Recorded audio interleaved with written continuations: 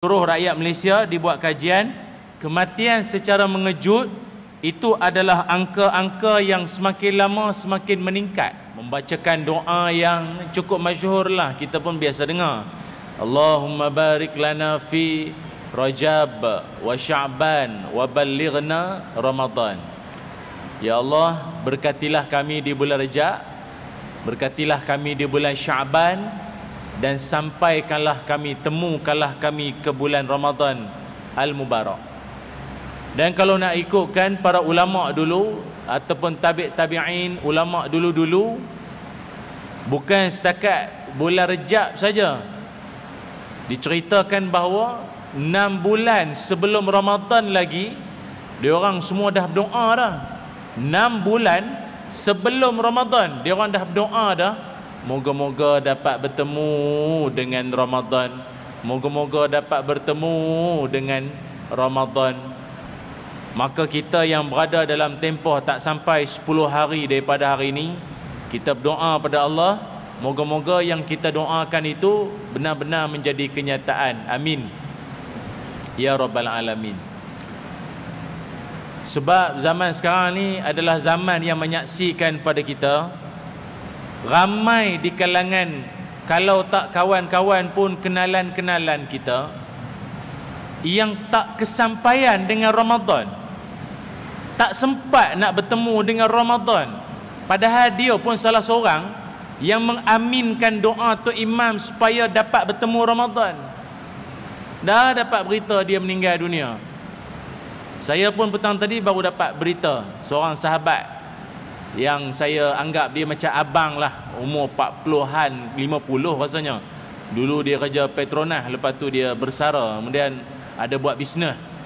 Pergi Australia, pergi Perth dulu, ada program, dia lah mutawifnya, bawa jalan kan di Australia masa tu.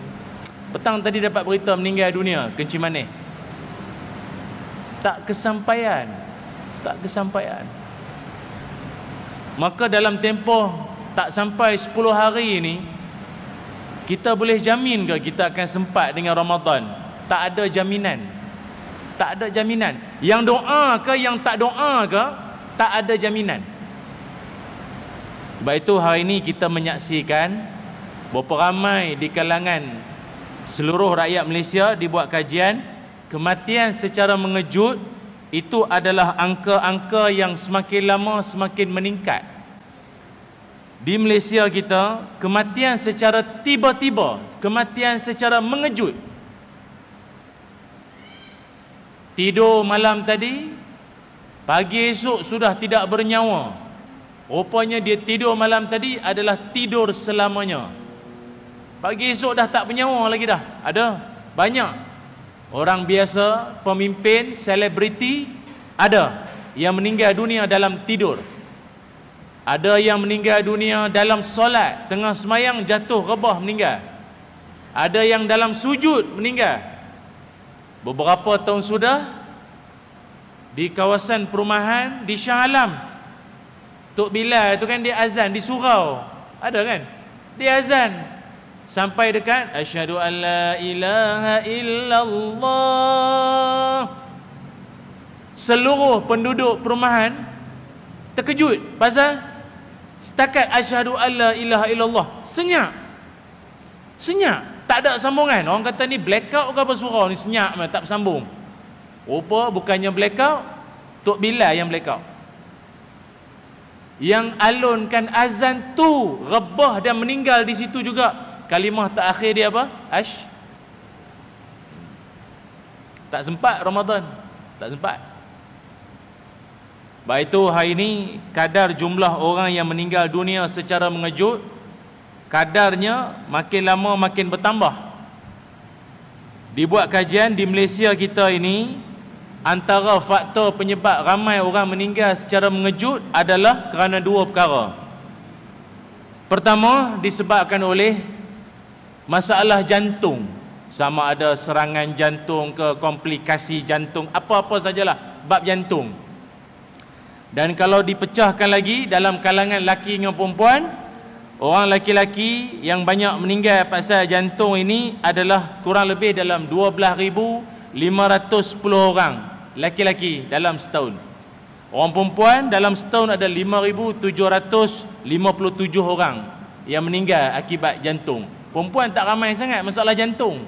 Dia perempuan ni sakit lutut, lengan, ulcer dalam mulut, habis membawang banyak, ulcer banyak, padan. Dia laki-laki ni dia agaknya yang banyak kes meninggal jantung ni dia memendam kot. Bergaduh kes baju raya, nak tukar kapet langsir baru, nak bergaduh malah pendam, darah jantung meninggal. Jadi tuan-tuan lepas ni jangan banyak mendam lah. Luahkan aja lah. Berperang sekejap, lepas tu aman, selesai. Daripada duduk pendam, meletup, meninggal. Na'udzubillah. Itu pertama, kes jantung. Yang kedua, angka yang menyebabkan ramai meninggal dunia secara mengejut selain daripada jantung, sebab apa? Sebab apa? Kemalangan, accident.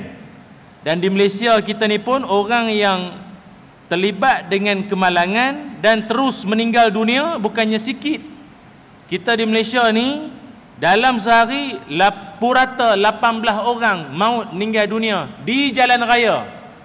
Covid tak pernah kena, kontak rapat tak pernah jadi, gelang pink semua tak pernah pakai. Dia kata apa? Sihat, umur panjang. Start motor naik atas jalan raya baru tahu panjang tak panjang umur. Walau Covid tak pernah singgah ke dia, atas jalan raya tak ada siapa pun yang boleh jamin. Bawa motor cermat, helmet pakai, ikat sampai 2 kali. Bawa cermat 60, 40, 60. Cermat bawa, betul tak? Mari lori, belum tentu. Sampai ada orang tanya, Ustaz malam ni tajuknya Ramadan ke tajuk meninggal? Pasal duk highlight pasal mati, pas mati mengejut ni. Nak bagi tahunya, yang belum meninggal ni, termasuk baju hitam ni, patut tak rasa bersyukur? Bersyukur juga, tapi belum tentu lagi.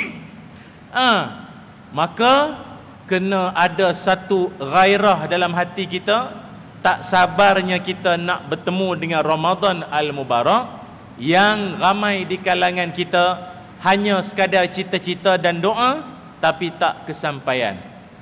Sampaikan ada orang tanya, apa besar sangat ke pahala orang dapat masuk Ramadan berbanding dengan orang yang meninggal sebelum Ramadan? Besar tak besar tuan-tuan? Di zaman Nabi Muhammad sallallahu alaihi wasallam dulu ada 2 orang adik-beradik. 2 orang adik-beradik, abang dengan adik, dua-dua laki-laki, abang, adik.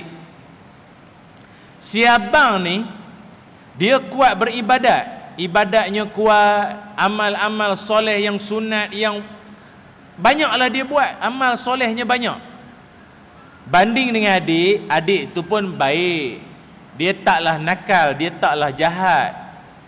Tapi nak banding amalan, menang ke abang lagi. Takdir Allah Subhanahu wa taala yang si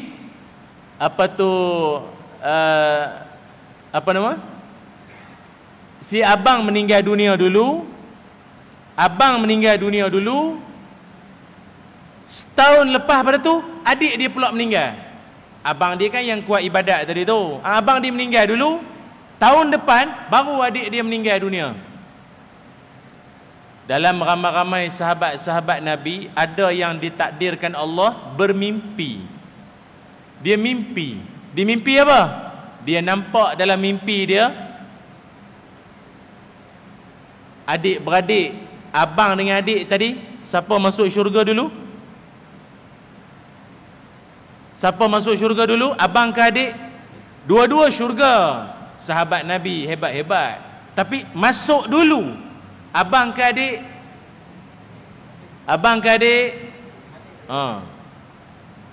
Tuan-tuan je pernah dengar ya, confident jawab, adik itu masuk dulu. Padahal kalau tuan-tuan dengar cerita tadi daripada awal, paling banyak ibadat, paling banyak amal siapa? Abang. Adik pula masuk syurga dulu.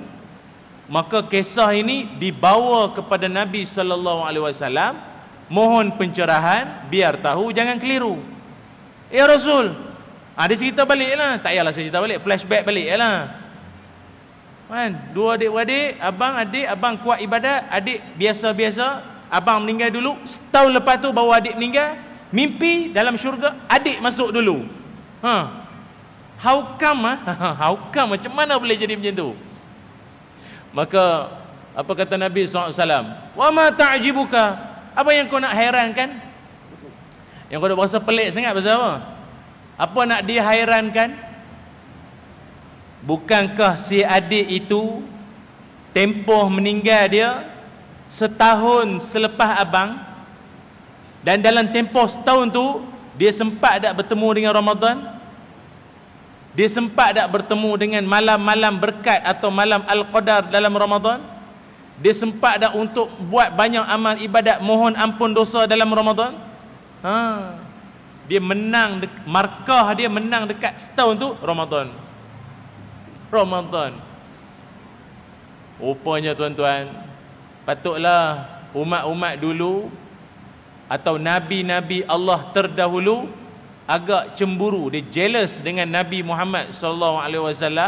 Salah satunya sebab kita adalah umat yang dikurniakan Ramadan di hati. Ni tu tanda-tanda nak Ramadan tu. Nasyid Ramadan akan mula berkumandang. Dia kalau radio tak Ramadan, dia main lagi satu iklan. Keenakan kurma dari Timur Tengah. Yusuf tu tanda Ramadan dah dekat tu. Tu tanda Ramadan dah dekat. Kalau tak nasyid lah dia main ayat tu, kita akan rasa gelombang Ramadan sudah tiba. Apa opik tu apa? Ramadan tiba,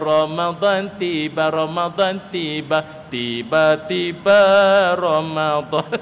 Ada juga. Tidur manjang sepanjang Syakban, tiba-tiba Ramadan, kejut. Jadi